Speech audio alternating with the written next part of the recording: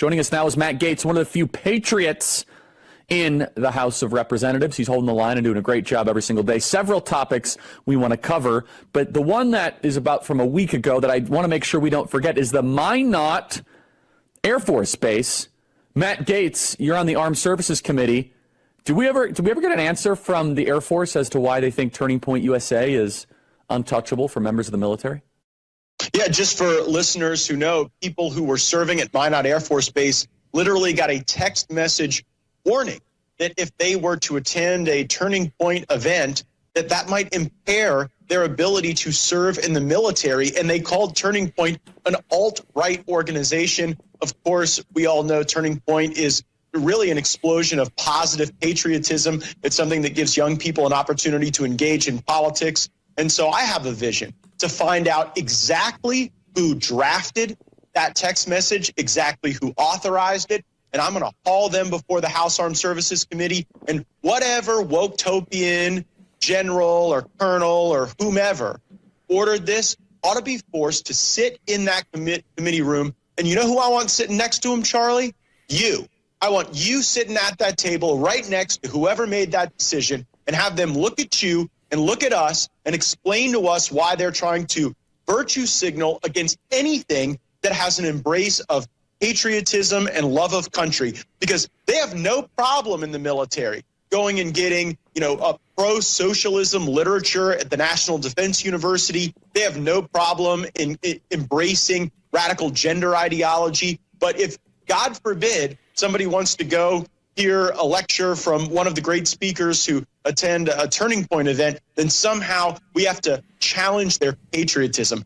I know it was a week ago, but I am so hot under the collar for this because it is an effort to really signal to people. And let's be honest, it probably wasn't going to be the entire base at Minot Air Force Base that was going to go to this Turning Point event. But what they want to signal is that if you have any association with anything that might be viewed as conservative or traditionalist, that you are somehow dangerous. And they want to do that so that people self-censor and silence and become less patriotic. And this is our military. So we're going to get to the bottom of this, because one thing Tucker Carlson taught me is that one of the most powerful drivers of the human existence is humiliation, and particularly public humiliation. And the people who made this decision deserve to be called to the mat for it. And you know what? If we bring that accountability to bear, hopefully it will deter the next woke-topian in a uniform from doing anything that has this flavor. I will be there with bells on. You let me know when and where. I'd be happy to testify next to our wonderful And it Air wasn't Force. even you, it was Tyler. But Tyler is some sort of alt-right. Tyler's like the most mild-mannered, kind. He's an organizer. And it is ridiculous. It is ridiculous, and it's also unconstitutional. Okay, FISA is coming up, Matt. So the FISA renewal, it's a 12-year potential renewal. There's some reports that Speaker Johnson is trying to slip it into the NDAA bill, that I would hope we can get a standalone vote on this. As you well know, FISA was used to spy on Tucker Carlson, to spy on Donald Trump. It has been abused widely on both Republicans and Democrats. It's been a bipartisan abuse by the Federal Bureau of Investigation. They refuse to ever acknowledge or admit that getting a warrant is possible in this entire process. The Washington Post article yesterday was vomit-inducing, where they said, getting a warrant would be too big of an impediment. Matt Gaetz, what's going on with FISA? Well, first of all, thank you for being an advocate on this, because sometimes when you start talking about FISA, people's eyes glaze over. But this is one of the most abused authorities in our national security apparatus. And it's even worse than you described. When the Obama Inspector General went and reviewed the FBI's conduct on FISA, they were breaking the law 38 times an hour for the period that was reviewed. And they were doing creepy stuff. They were looking up information regarding their neighbors, their ex-lovers, their co-workers. It's a complete 1984 spy state Orwellian construct that they've created. So we have a bill, and it's bipartisan. We worked with Jerry Nadler, Zoe Lofgren, Pramila Jayapal, people that we don't normally make common cause with, but they actually believe in a warrant requirement. They believe in the Fourth Amendment being imposed on the FBI when they want to engage in these queries of Americans. Like when you hear Foreign Intelligence Surveillance Act, you think it's people abroad, but they're turning this against our fellow Americans. They used it against people who were in the around the Capitol on January 6th. They used it against people who were involved in the George Floyd riots. So I don't think that I'm equally aggrieved by both of those. I think that this was something we designed to go after terrorists in Central Asian caves, not after the American people. So we've got that bill, and we want to get it passed. I do not believe that you're going to see Speaker Johnson put any sort of clean extension of these authorities without reforms onto our defense authorization bill. We want to see our troops paid more. We want to see our weapon systems in a position to be able to deter and defeat any adversary. But we should not be lashing an extension of corrupt authorities that have been misused to our defense bill. And I can tell you that Mike Johnson has made me a commitment that that will not happen. So here's what I think we ought to do. I think we ought to send our bill to the Senate and then force them to either eat those reforms or watch this program expire. And there are a lot of people who are opposed to that. Mike Pompeo has gotten involved in lobbying against our willingness to allow it to expire. John Radcliffe, Mr. O'Brien as well. So these are Republicans that are really putting a lot of heat on our committee chairs and leadership to do a clean extension of FISA. But we need a lot better than that. We need if the government wants to search stuff, they should have to have a warrant. This is a principle that has existed throughout our jurisprudence, and I think it would be deeply flawed to consider this as an attachment to any other bill. And I believe I have that commitment. So as just a quick follow-up, Matt, and I've asked this of many senators, and I never get a straight answer. They say that the warrantless provision has prevented terrorist attacks and led to arrests and prosecutions. Can you point to one? I don't believe them. Yeah, I can't really talk about a lot of that stuff because there's classifications and there's ongoing investigations. What I can say is that the abuses of FISA would justify its complete, relegation to the dustbin of history. Now, that's not to say we don't need tools to be able to go after foreign adversaries that would do Americans harm, but we don't have to use this system that has been so just rife with corruption. And you see the 10,000 plus employees at the DOJ who are able to go and query the FISA database as yet another extension of that abuse. So I don't think that this is something that is keeping us safe. I think it is something that is keeping the nosy FBI in your phone logs, in your emails, in your text messages without probable cause. You know what? If there are people out there who are doing us harm, we should go get probable cause and get a warrant. What's wrong with that? Yeah, no, and I will just say it's incumbent on them to start to prove some of these fear-mongering one-liners that they put out. They say, oh, yeah, we've prevented terrorist attacks. Okay, name one. Can you name a prosecution and indictment and by the way, not only name one where you wouldn't have been able to get a warrant in that situation. Right, so exactly. I think it would be, I think it would be easy for them to name instances in which law enforcement was effective at deterring some sort of bad act. But the second prong is absolutely key. In virtually every single one of those cases, you would be able to get a warrant. I think in every one of those cases, you would have been able to get a warrant. And now they're throwing up these hobgoblin, like red herring arguments. They're saying, oh, well, if every one of these has to have a warrant, we need time. We have to go build. That's called the Constitution, facility. You morons. Yeah. This is if you do not like this framework, go work for the intel agency of Saudi Arabia. I'm told they're hiring. They don't have a Fourth Amendment. Okay. Well, it's and you know what? Hard. If we're not willing to fight on this, then it is a real black eye for Republicans.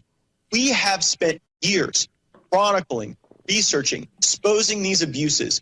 And if we have all these hearings and expose the abuses, and then we're not willing to cut off the authorities or the money to do it, then it's all just for show. And this is just a big game, and we're not actually fighting for the American people and their civil liberties. So at the end of the day, don't look at the flashy lures. It's about the authorities that these government entities have, and it's about the money you send them. That's true at the DOJ. That's true at the FBI. That's true at the border. That's true with our foreign aid and the Department of State. That's true with Ukraine.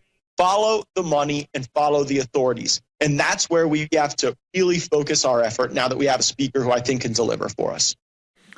Okay, Matt, we have another segment for you here, and there's a lot I want to discuss. George Santos being the big news. You gave a great speech yesterday about that entire thing. But I'm curious, what, and this is we only have about 45 seconds. Any hope in the next couple weeks to get an impeachment of Mayorkas, Garland, or Joe Biden? We don't have the votes to impeach anyone. And Marjorie Taylor Greene is actually showcasing that by forcing votes on impeachment, by filing these privileged resolutions. And frankly, we've got a lot of these moderate members who just don't have the gumption to advance impeachment. And here's what I'm looking forward to. How many of the 105 people who voted to expel George Santos are going to vote against the impeachment inquiry? That'll be a very telling. Of course, no, and we already have that list from Mayorkas. Okay, we're going to talk about Santos, MAGA clown, after the break. He's a clown, but he's a clown that voted well. Matt Gaetz continues. Matt, you gave a great speech on the House floor to not expel George Santos. My question is, was this a privileged motion, or did the Speaker have to bring this to the floor, or could he have blocked this? A Speaker had no choice. When you move to expel a member, you have to have a vote on it if it's offered in a privileged manner. Here you had privileged introduction of that desire to expel George Santos, and so a vote was going to come either way. This isn't on Speaker Johnson. It's on the 100+ Republicans who changed the precedent of the United States House of Representatives from its inception. The only way you got kicked out of the House was being convicted of a crime or participating in the Civil War. Now, Jamal Bowman literally pled guilty to a crime, and the Ethics Committee did nothing. They ended the investigation into Jamal Bowman. And yet George Santos, who I think we can all agree is sort of an eccentric individual, and I don't know if he's guilty or not. But guess what? I'm a congressman. I'm not the judge, the jury, the executioner.